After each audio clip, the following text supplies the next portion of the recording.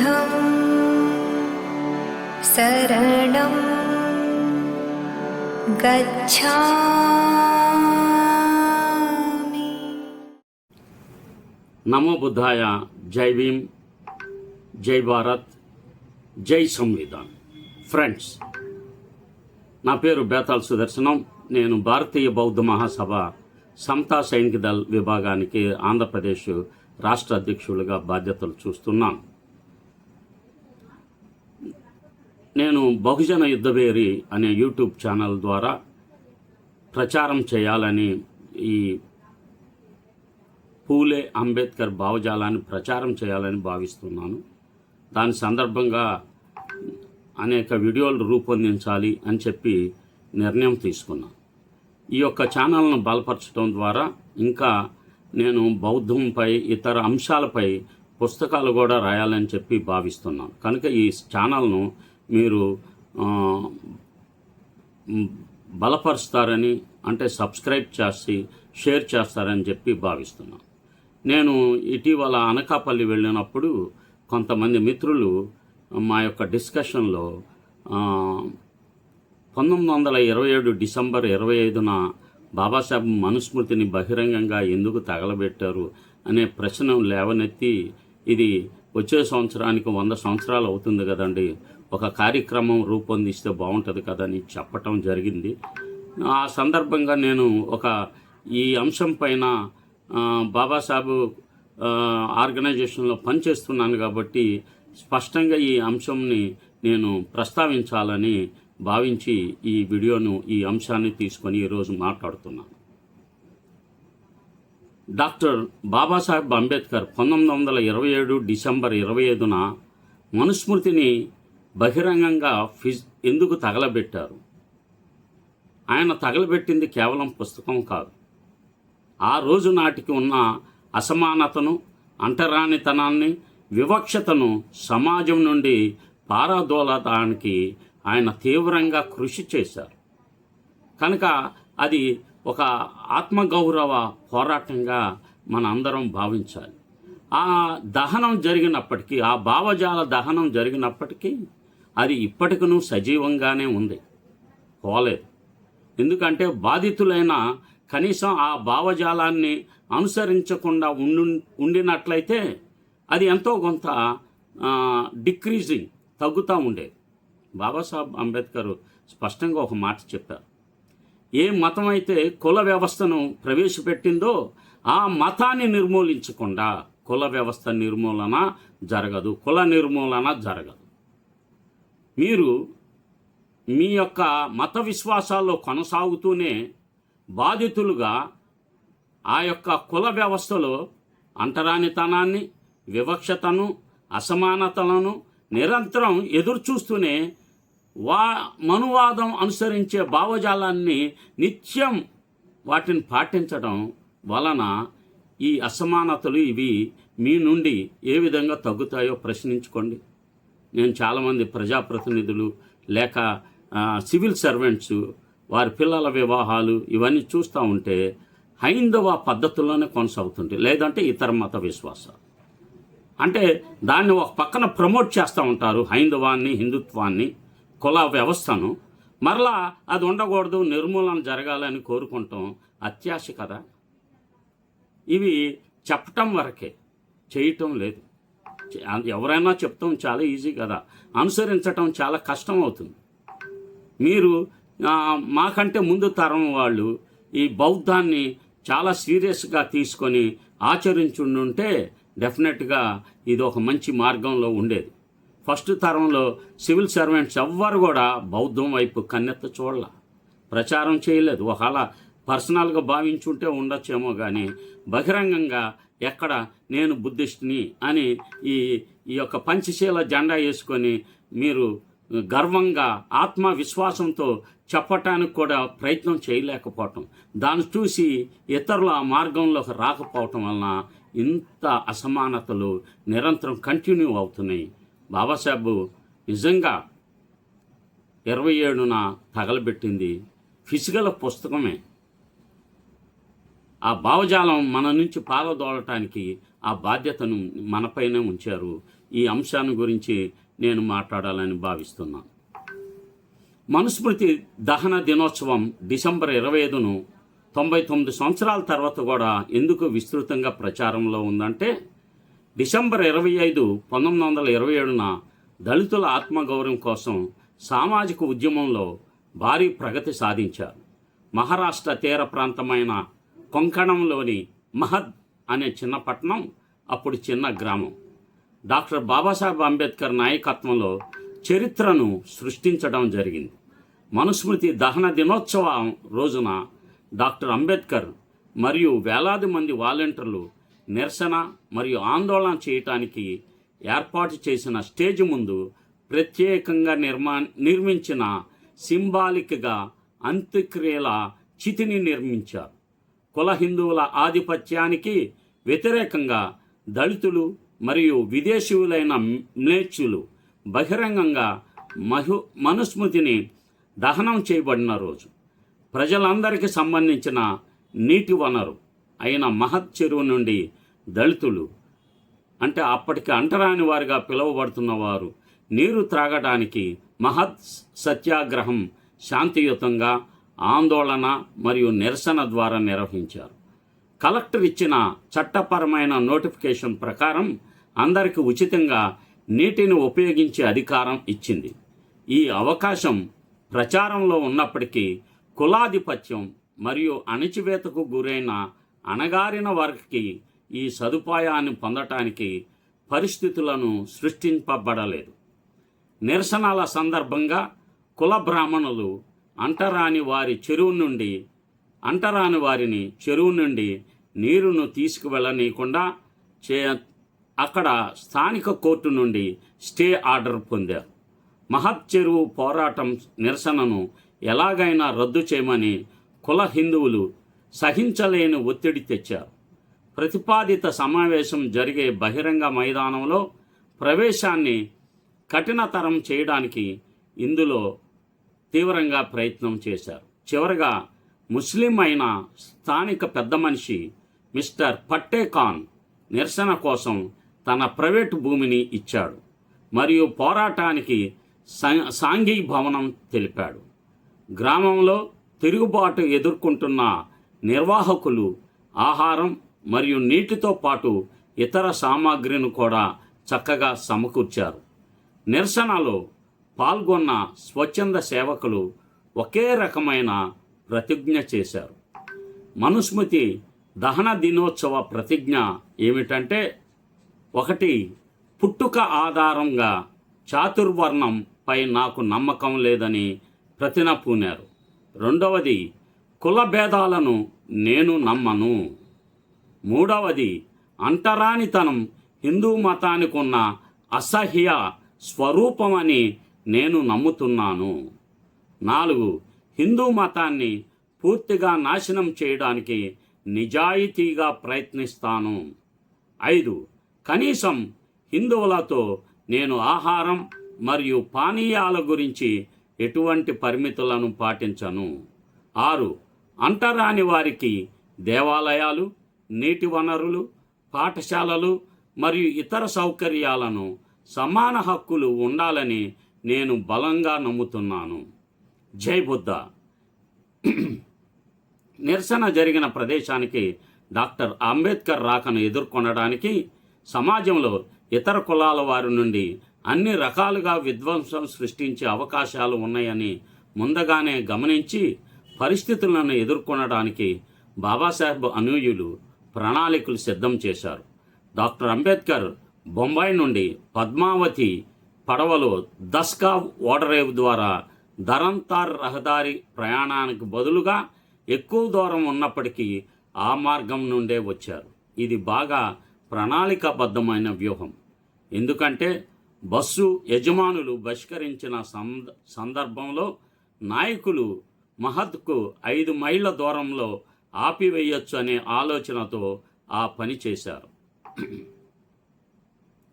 Doctor Ambedkar మూలవాసులను చైతన్యం పరిచేలా ప్రసంగం చేసే స్టేజ్ ముందు మనుస్మృతిని కాల్చడానికి చితి నిర్మించబడింది. దీనిని సిద్ధం చేయడానికి 6 వ్యక్తులు 2 రోజులుగా శ్రమించారు. 6 అడుగుల లోతు మరియు 1.5 అడుగుల చతురస్రాన్ని తవ్వి కట్టెలతో నింపారు. దాని 4 మూలల్లో స్తంభాలు ఏర్పాటు చేయబడ్డాయి. 3 వైపులా బ్యానర్లు ఉన్నాయి.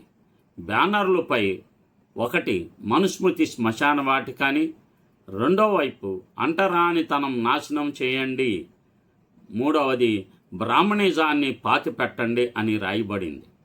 1927 డిసెంబర్ 25న సాయంత్రం సమావేశంలో మనుస్మృతిని దహనం చేయాలనే తీర్మానాన్ని డాక్టర్ అంబేద్కర్ బ్రాహ్మణ సహచరుడు గంగాధర్ నీలకాంత్ సహస్రుద్దే మరియు అంటరాని కులాల నాయకుడు పిఎన్ రాజ్బోజ్ తీర్మానం చేశారు.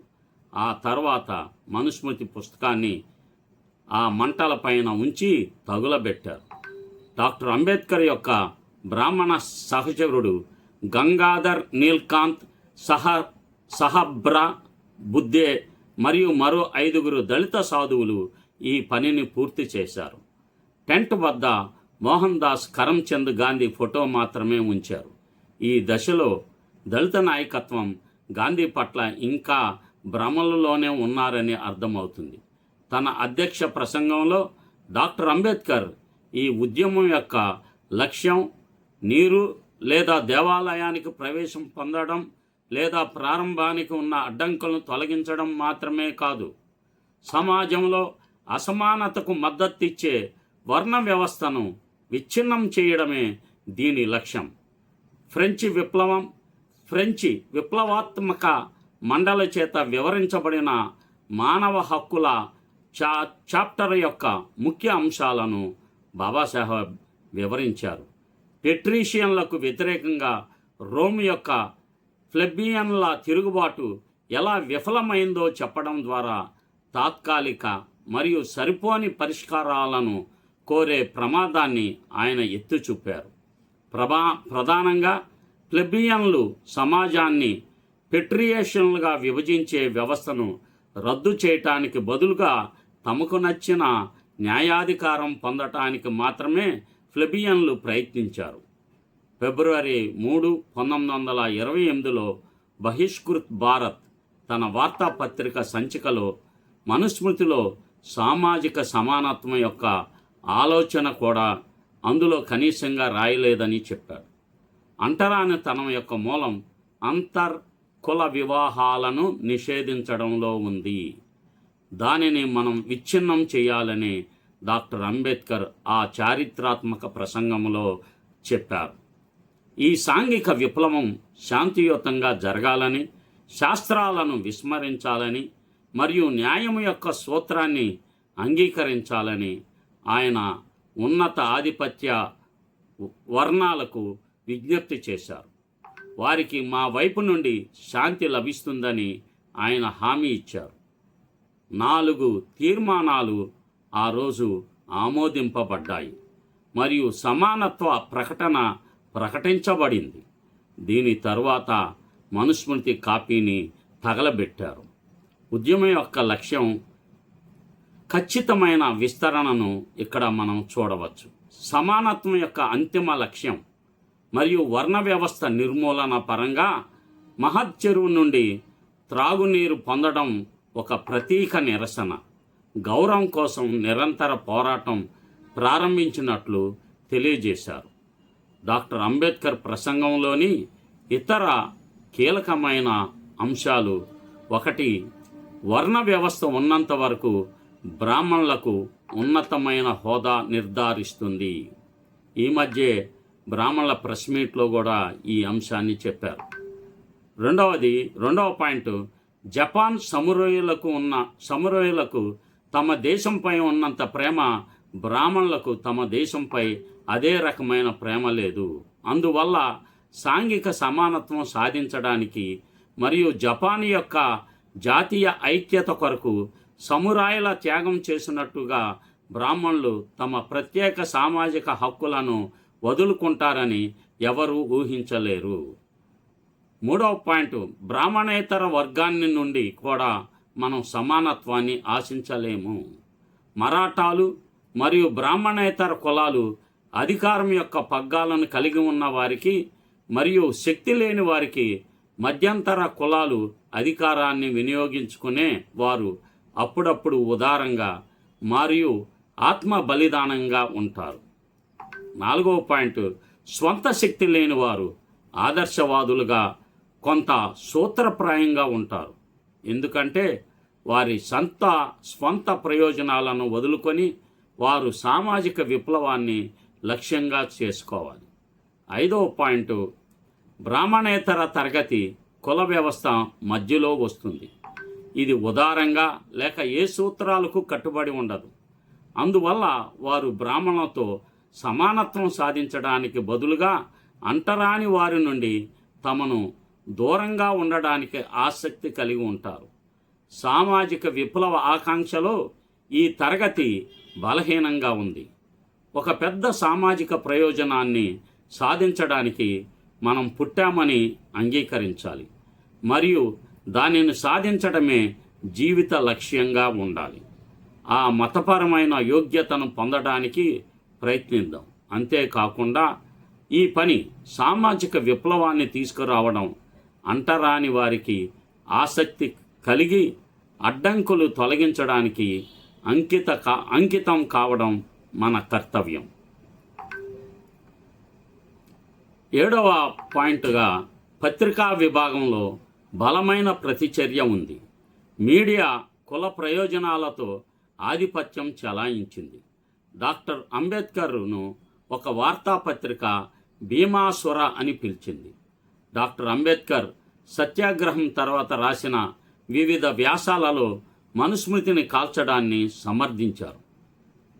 వారు ఫిబ్రవరి 3, 1928లో బహిష్కృత్ భారత్ సంచికలో ఈ విషయాలు వివరించారు.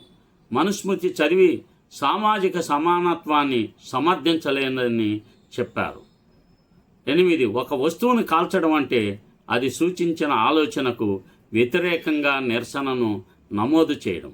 అలా చేయడం ద్వారా తన ప్రవర్తనను సవరించడానికి సంబంధిత వ్యక్తికి సిగ్గుపడుతుందని భావిస్తున్నారు.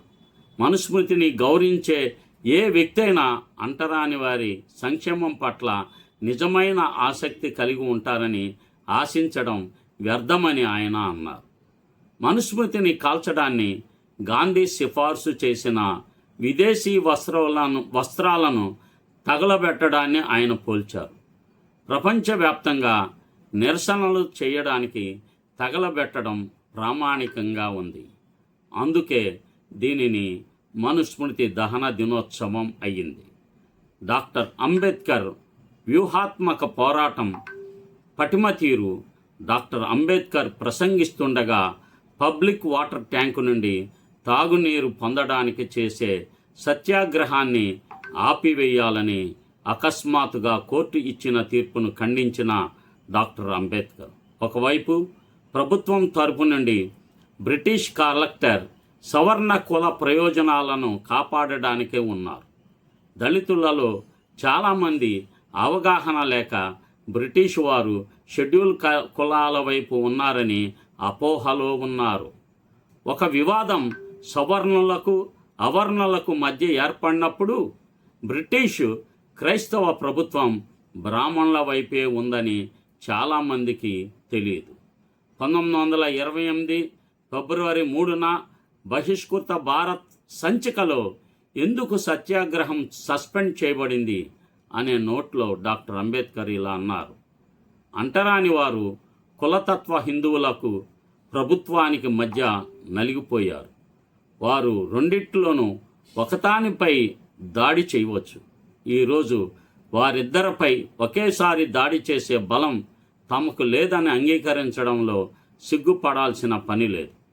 అంటరాని వారి యొక్క చట్టబద్ధమైన హక్కులను మానవులు ఇష్టపూర్వకంగా మరియు వారి స్వంత చొరవతో అంగీకరించడానికి కుల హిందువులు నిరాకరించినప్పుడు ప్రభుత్వంలో శాంతి ఒప్పందం కుదుర్చుకోవడం తెలివైందని నేను భావించాను. ప్రారంభించిన సత్యాగ్రహం మధ్య వ్యత్యాసాల ప్రపంచం ఉంది. కులతత్వ హిందువులు మరియు అంటరాని వారు ప్రారంభించినది.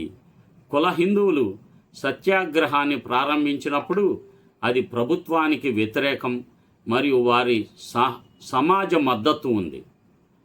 అంటరాని వారు సత్యాగ్రహాన్ని ప్రారంభించినప్పుడు కులతత్వ హిందువులు అందరూ మాకు వ్యతిరేకంగా ఉన్నారు. అంటరాని వారి ఆందోళన మహద్ వాటర్ ట్యాంకుకే పరిమితం కాదని, అంటరాని వారు తమకు తాము నిర్దేశించుకున్న పెద్ద లక్ష్యాలను సాధించడానికి ఇది ప్రారంభించబడింది. ఇది నిలబడగలదా అనే దానికి సమాధానం ఒకరి నష్టాన్ని అంచనా వేయడం మరియు సత్యాగ్రహం వలన కలిగే బాధ మరియు ఈ నష్టం నుండి ప్రజలను రక్షించడానికి మరియు దెబ్బతినడానికి అందుబాటులో ఉన్న మార్గాలపై ఆధారపడి ఉంటుంది. మహద్లోని ఒక సత్యాగ్రహం వల్ల తమకు జరిగిన నష్టం నుండి కోలుకోలేరని ప్రజలు భావిస్తే వారు మరో సత్యాగ్రహంలో చేరడానికి మరలా రారు. ఏమిటంటే పోరాట వ్యూహానికి బహిరంగంగా హేతుబద్ధమైన దాదాపుగా లెక్కించిన విధానం మరియు దానిని ప్రదర్శించడానికి సుముఖత, దానిని అస్పష్టం చేయడానికే లేదా పితలాటకం చేయడానికే చాలా ప్రయత్నాలు ఉన్నాయి. సత్యాగ్రహం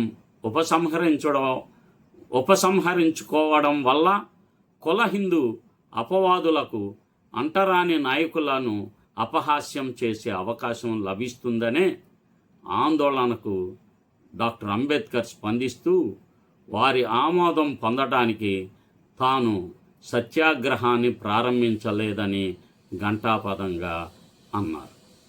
సార్జెంట్ మోహన్ దాస్ కరమ్చంద్ గాంధీ మనుస్మృతి దహనాన్ని సమర్థించాడు అంటే నేటి మనువాదులు తప్పక ఆశ్చర్యపోతారు. మార్చి 30, 1924 జూహు మీటింగులో గాంధీ మనుస్మృతిని తిరస్కరించాడు. మనువు మాంసాన్ని తినడం సమర్థించాడు. మీరు మాంసాన్ని తినగలరా అని వ్యక్తిగతంగా ప్రశ్నించుకోమన్నారు. 1926లో గాంధీ సంస్కృత భాషలో రాయబడిన మనుస్మృతిని పవిత్ర గ్రంథంగా పరిగణించలేమని, దానిలో ప్రస్తావించిన విషయాలు ప్రస్తుత సమాజానికి పనికి వచ్చేవి కాదన్నారు. డిసెంబర్ 25, 1927న డాక్టర్ అంబేద్కర్ మనుస్మృతి దహనం చేశారు. ఆ తర్వాత గాంధీజీ మే 4, 1928న పిటి పిళ్ళైకి రాసిన ఒక లేఖలో మనుస్మృతి దహనం విదేశీ వస్త్ర దహనం లాంటిదే. విదేశీ వస్త్రాలు ఎలాగైతే మనకు హానికరమైనవో అలాగే మనుస్మృతిలోని ఉన్న కొన్ని దురాచారాలు సమాజానికి హానికరమైనవని చెప్పారు. మనుస్మృతిలో ఉన్న చెడ్డ విషయాలను, కుల వ్యవస్థను సమర్థించకూడదని ఆయన అన్నారు. రెండు భిన్నమైన ధృవాలు కలిగిన భావజాలకు చెందిన వారు ఒకే రకమైన దృష్టితో, భావనతో మనుస్మృతిని దహనం చేయడానికి ఎందుకు సమర్థించారు? మనువాదాన్ని సమర్థించే శూద్రులు తప్పక ఈ విషయాన్ని తెలుసుకోవాలి. ఆర్ఎస్ఎస్ అనుబంధ సంస్థ అయిన ఒక నకిలీ రాష్ట్రీయ దళిత సేన స్థాపించిన హమారా ప్రసాద్ మున్నూరు కాపుకు చెందిన దిగువ శూద్రుడు. మనుస్మృతి దహనం చేస్తే మేము కేసులు వేస్తామని చెప్పి ప్రకటన చేస్తూ ఉడత బెదిరింపులకు పాల్పడతాడు. ఆర్ఎస్ఎస్ వాళ్ళు ఇప్పటికే కమల్ హాసన్, దిగవంత ముఖ్యమంత్రి కరుణానిధి, విసికే జాతీయ అధ్యక్షులు తిరుమావలవన్, కంచయ్య లాంటి వారిపైన దేశవ్యాప్తంగా పోలీస్ స్టేషన్లో అక్రమ కేసులు బనాయించారు. ఏ ఒక్క కేసులో కూడా ఆర్ఎస్ఎస్కు అనుకూలంగా ఒక్క కోర్టులో కూడా తీర్పు రాలేదు. రామాయణం, విషవృక్షం,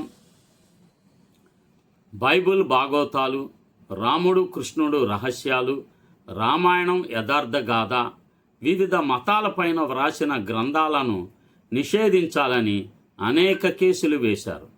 వాటినన్నిటినీ సుప్రీంకోర్టు కొట్టివేసింది.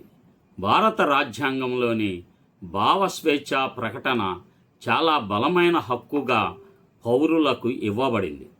తెలుగు రాష్ట్రాల్లో ఎగువ శూద్రులు అత్యంత ఘోరమైన అవినీతికి పాల్పడుతున్నారని దిగువ శ్రేణి శూద్రులు ఇప్పుడు నేరుగా బ్రాహ్మణీయ పాలనను తెలుగు రాష్ట్రాల్లో తీసుకురావడానికి తమ వంతు పాత్రను పోషిస్తున్నారు.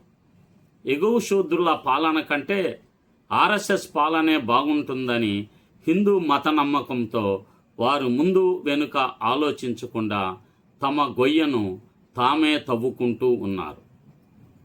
శూద్ర హిందువులు కనీసం ప్రాతినిధ్యం లేని బీజేపీ పాలనలో ఏ విధంగా పనిచేస్తారు?